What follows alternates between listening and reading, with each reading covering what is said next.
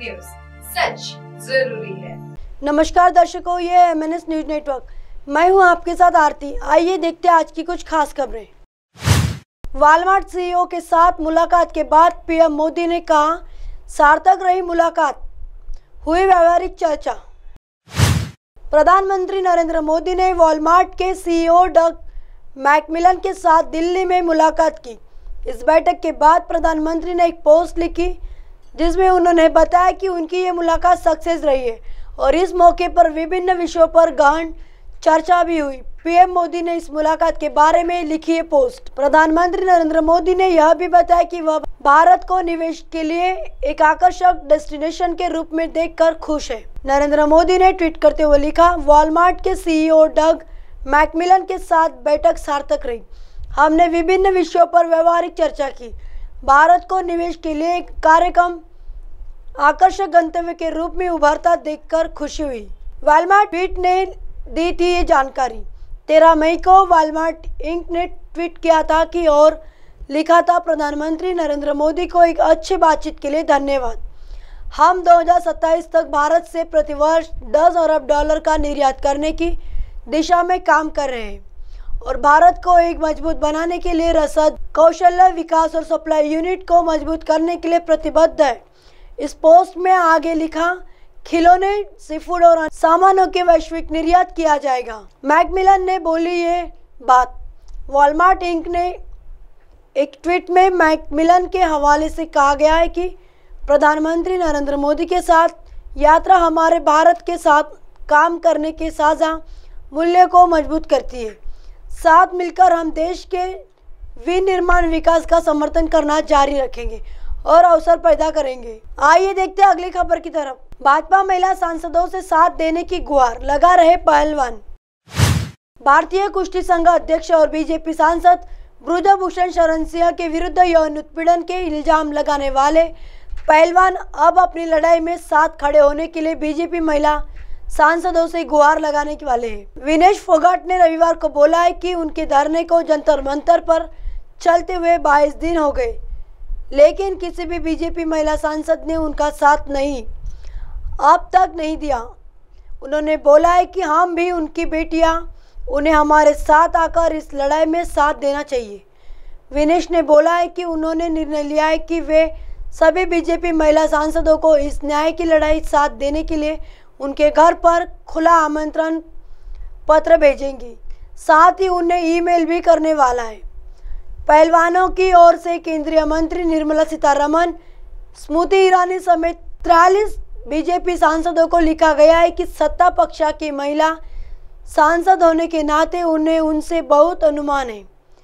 वे उनसे उनकी सहायता करने और उनकी आवाज बनने के साथ उनका सम्मान बचाने की प्रार्थना भी कर रही थी। महिला पहलवानों ने भाजपा की महिला सांसदों को अंत में लिखा है कि वे अपना समय निकालकर जंतर मंतर पर आए और उन्हें रास्ता दिखाए। विनेश ने कहा कि वे साथी पहलवानों के जरिए इस पत्र को उनके घरों तक पहुंचाएगी। वही साक्षी मलिक ने देशवासियों से अपील की कि 16 मई को पूरे देश के लोग अपने जिला मुख्यालय में जाकर उनके समर्थन में एक ज्ञापन दें। इससे उनके धरने को समर्थन मिलने वाला है। उल्लेखनीय है कि जंतर मंतर पर धरना दे रहे पहलवानों ने 21 मई तक उन्हें न्याय दिलाने का वक्त दे रखा है। पहलवान कह चुके हैं कि वरना इसके बाद वे कोई बड़ा फैसला लेने वाले हैं। आइए देखते हैं अगली खबर की तरफ। मुंबई नगर निगम चुनाव टालने का काम जारी, सचिन आहिर। किसी को भी सुप्रीम कोर्ट के फैसले की व्याख्या करने दीजिए। हम अपना हिस्सा बनने अपने तरीके से करते, दूसरे वही सीखेंगे जो हम सीखना चाहते। लेकिन स्पीकर के लिए किसी भी फैसले की भविष्यवाणी करना उचित नहीं है। विधानसभा अध्यक्ष राहुल नार्वेकर के लंदन से आने के बाद हमारे नेता या अधिवक्ता बहस करेंगे।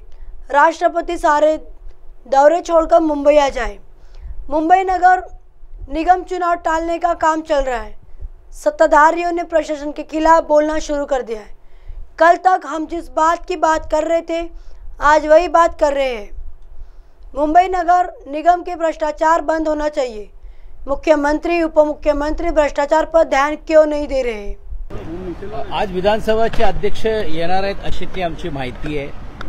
आज आम्ही सर्व आमदारांची बैठक यासाठीच लावलेली आहे की आपल्याला सर्वांनाच माहिती आहे की परवाच्या दिवशीच पक्षप्रमुख आदरणीय उद्धवजींच्या उपस्थितीमध्ये सर्व आमदारांना नेमकं निर्णय काय झालेला आहे आणि निर्णयाची नेमकी व्याख्या काय आणि वेगवेगळ्या पॅराप्रमाणे काय काय त्या निर्णयाचा अर्थ होऊ शकतो आणि आहे हे समजून सांगण्याचं काम सन्मान्य आमचे गटनेते विधान परिषदेचे आदरणीय अनिल परबजींनी सांगण्याचं काम केलं आणि त्याचा एक भाग म्हणूनच माननीय सर्वोच्च न्यायालयाने दिलेला निर्णय आहे.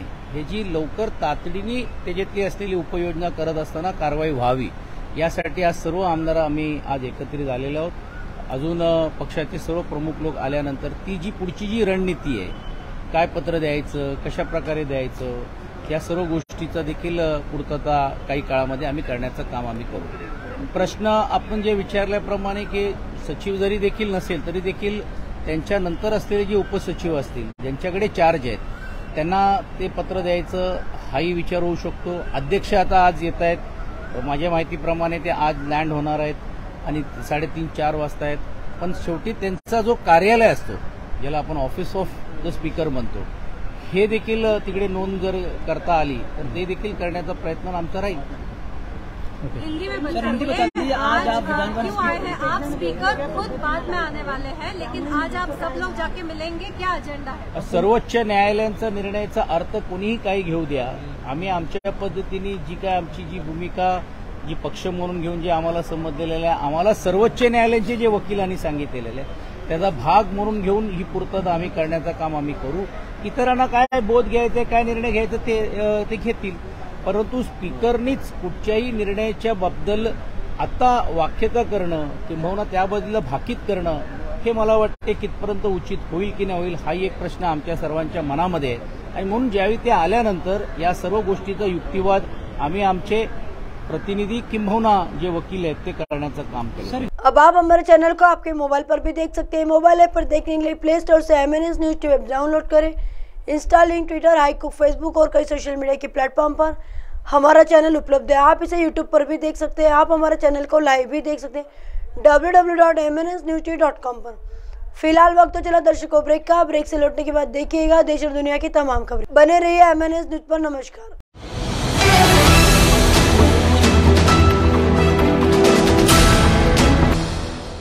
ये है MNS न्यूज नेटवर्क और आप देख रहे हैं MNS न्यूज.